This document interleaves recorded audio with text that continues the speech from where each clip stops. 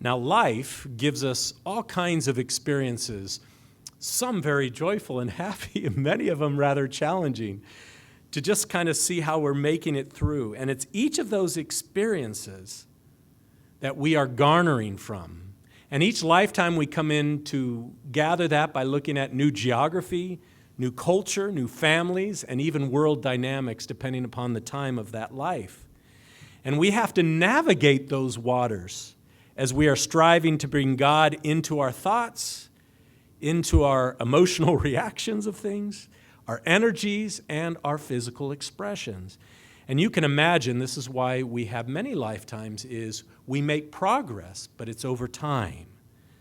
So this requires in that process surrender of our personal will or our personality selves' desires over to God's. And we have these wonderful human tendencies that want to look to the outer world for identification and supply. And yet that is not our home. That is not where we have come from.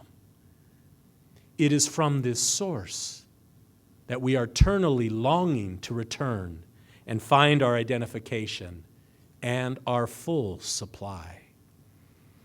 And we know this is tricky because in this outer world, we do need to survive. So we do need jobs, we do need shelter, food, and so on. But where is our reliance for such things? We hopefully are growing in consciousness each life to rely more and more on God to bring that provision versus self. It is about being present in the earth, functioning, even successful, but connected or centered with God through it all. I remember when my youngest daughter was 4 years old and Bryce was 6.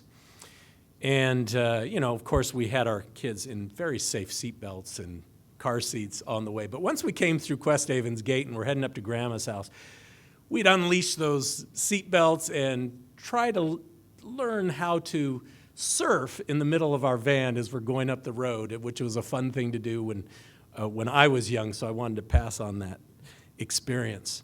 And I remember we're taking it, of course, very slow and safe. And we come around this one place where there's a 90-degree bend, and I said, all right, hang on to something. We're going around a sharp one. And Summer grabbed onto herself and said, I'm hanging on, Dad. Well, that didn't work too well when we went around the corner. She softly landed in the seat. But I think that image is very real to what we are in life. We reach for self oftentimes before we reach for God. It's that human nature that brings us into that place where inside this outer world, where are we identifying? We want that instinctively to be reaching for that divine, for our help. And all we have to do is look to Christ for that answer.